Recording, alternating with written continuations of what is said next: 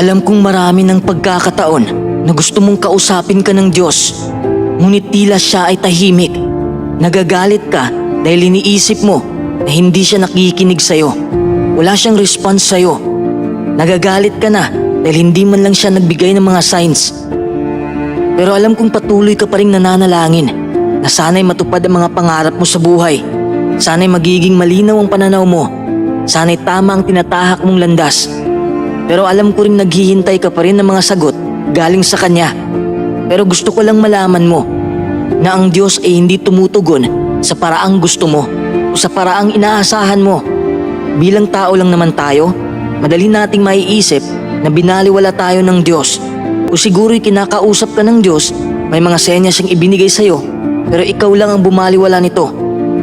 Ngayon ay pag-uusapan natin ang ilang mga senyas na ang Diyos ay talagang sumasagot sa panalangin mo. Pero una, dapat mong malaman na talagang nakikinig siya sa mga panalangin mo. Tandaan mo yan, okay?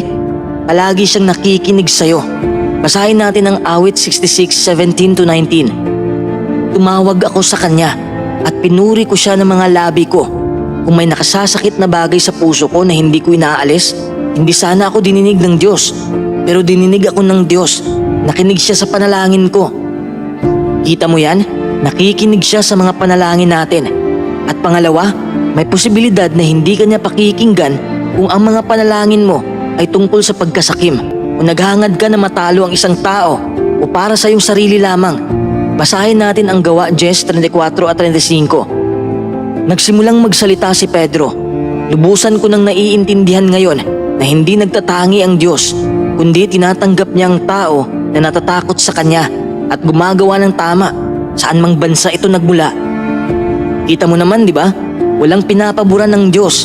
Basta't may takot ka lang sa Kanya, lubos mo siyang ginagalang at natatakot kang hindi mo siya mapalugdan.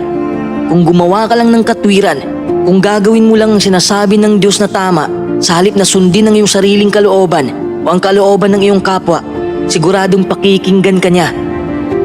Marahil ay may tatanong mo, kung talagang nakikinig ang Diyos sa mga panalangin ko, bakit wala akong nakukuhang sagot? Bakit hindi ko siya naririnig? Kung iniisip mong literal kang kakausapin ng Diyos, hindi yun mangyayari.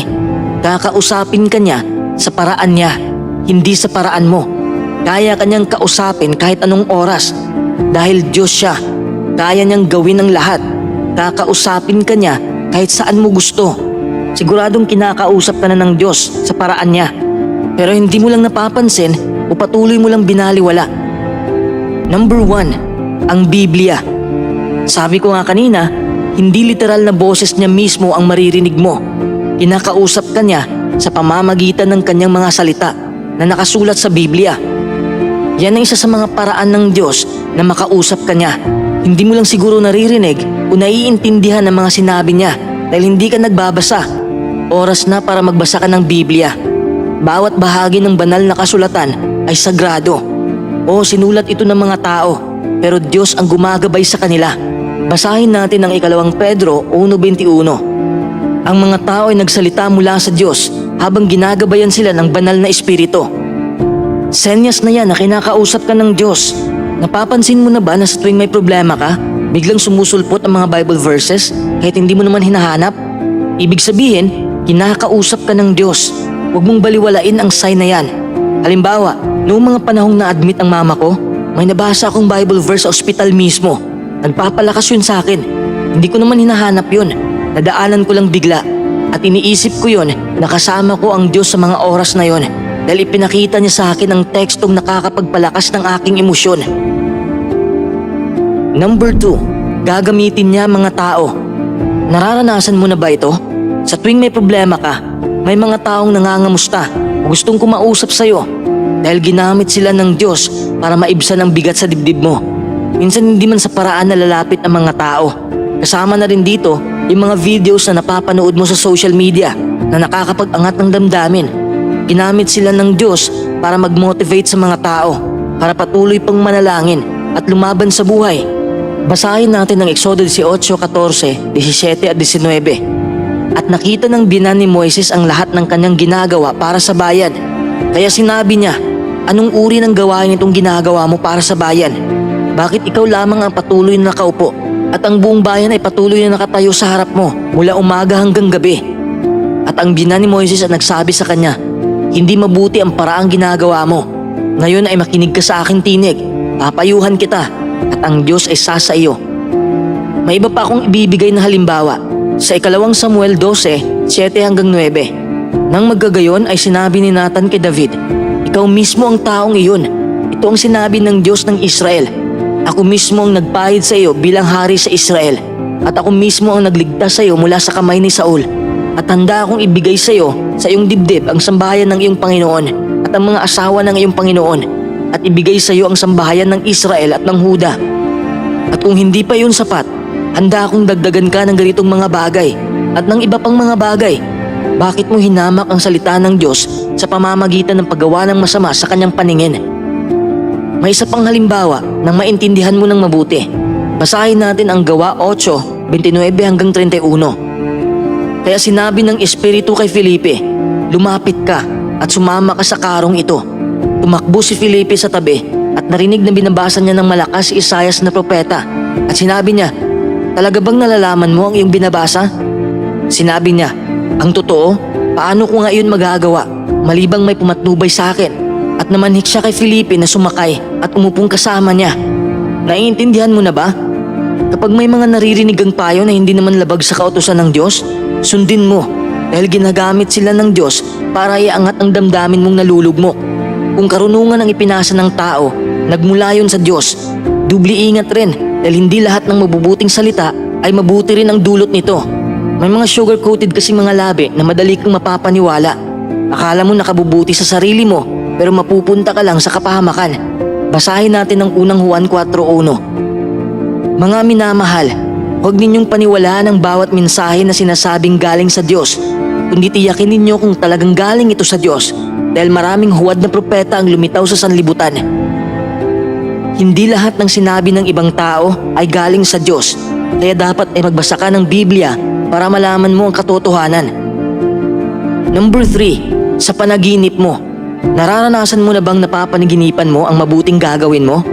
Halimbawa, problemado ka, tapos bigla kang nanaginip tungkol sa solusyon na kailangan mong gawin. Maraming teksto ang makakapag-backup nito. Halimbawa, sa Mateo 2:12, pero nagbabala sa kanila ang Diyos sa isang panaginip na huwag bumalik kay Herodes, kaya iba ang dinaanan nila pauwi sa kanilang lupain. Kaya sa oras na may napapanaginipan kang maganda o di kaya solusyon, gawin mo dahil galing yun sa Diyos. Minsan rin nagpaparamdam ang Diyos sa pamamagitan ng pangitain. Basahin natin ang Gawa 18:9. Isang gabi, sinabi rin ng Panginoon kay Pablo sa isang pangitain, huwag kang matakot, patuloy kang magsalita at huwag kang manahimik.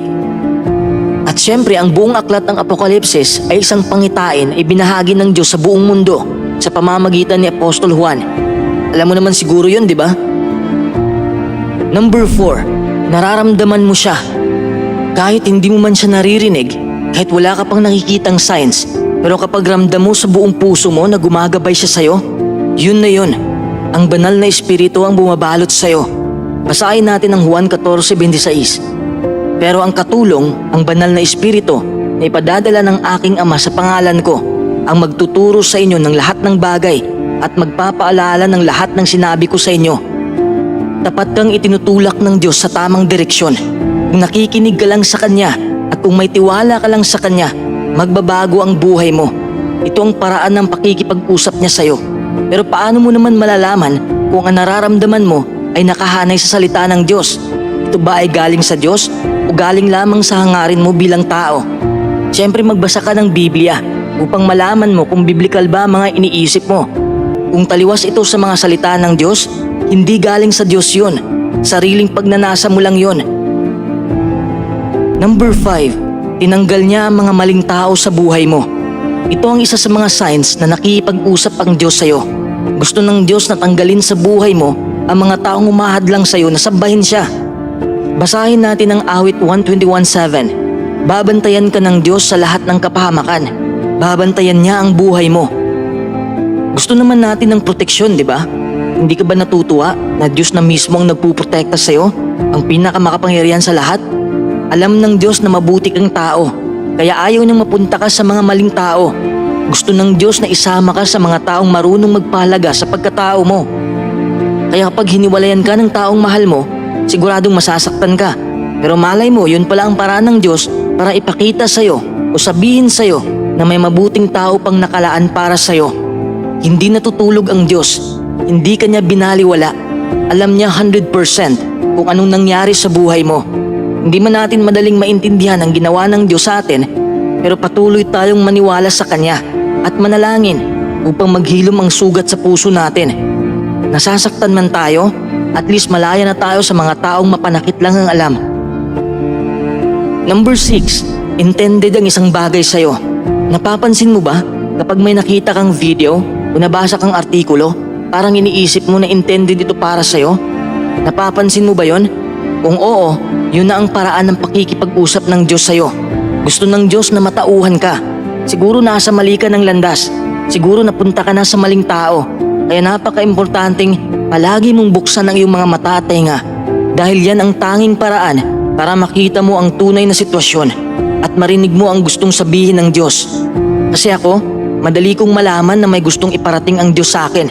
Kung hindi akong komportable sa isang bagay, parang naiisip ko na hindi ito para sa akin. Malalaman ko rin kung yung tao ba ay may masamang intensyon o wala. Madali ko rin malaman kung may problema bang isang tao. Kasi palagi kong kinakausap ang Diyos sa panalangin. Binigyan niya ako ng kakayahan at karunungan para ituwid ang sarili ko at tulungan ng ibang tao. Hindi naman ako perpekto at ipinapanalangin ko rin palagi sa Diyos na sana'y patawarin niya ang aking mga pagkakamali. Kaya wag na wag mong baliwalain kung may nakikita kang kakaiba o nababasa dahil yon ang sign na ibinigay ng Diyos sa'yo. Sabi pa nga sa Job 33:14, ang totoo, nagsasalita ang Diyos at inuulit pa niya ito pero walang nagbibigay pansin. Kita mo yan? Palaging nagsasalita ang Diyos. Tao lang ang ayaw magbigay pansin. 6 signs lang ang ibinigay ko sa'yo pero hindi ito limited dito. May iba pang signs na hindi ko binanggit. Yan lang muna para mas madali mong maunawaan. Ngayong alam mo na kung ano ang mga signs, paano mo naman papaniwalaan o pakikinggan ng Diyos? Tanungin nga kita, talaga bang ikaw ay nakikinig sa Diyos? Parang hindi, di ba? Paano ko nasabi? Dahil madalas mo pang sinasabi ang iyong problema kaysa sa manalangin ka. Paano maririnig ang Diyos kung ang buong atensyon mo ay nasa mga problema mo? Yan ang problema ng karamihan. Subukan mo naman itikom ang iyong bibig at makinig ka lang muna. Talaga bang nakahanay ang iyong hangarin sa hangarin ng Diyos? O baka pansarili mo lang yung pagnanasa? Hindi pwede na sariling tunguhin mo lang ang masusunod. Dapat sang-ayon rin ang Diyos sa mga plano mo. Talaga bang gusto mong mag-usap kayo ng Diyos? Kung gayon, magtiwala ka sa Kanya. Lumapit ka sa Kanya. Basahin natin ang Santiago 4:8. Lumapit kayo sa Diyos at lalapit siya sa inyo. Tayong mga tao ang unang lalapit at lalapitan tayo ng Diyos. Ganun lang kasimple. Kinakausap ka ng Diyos sa pamamagitan ng mga senyas. Nagtatago ka lang sa anino mo dahil ang mga sagot ng Diyos ay pwedeng ikakatakot mo. Kaya kailangan mong magpakatatag pero huwag kang matakot dahil ang mga plano ng Diyos para sa'yo ay mas mabuti pa kaysa sa mga naiisip mong plano. Kailangan mo lang magtiwala sa Kanya at sumunod sa Kanya kahit nahihirapan ka na sa iyong buhay. Yan ang paraan para makaangat ka sa iyong buhay. Tandaan mo yan.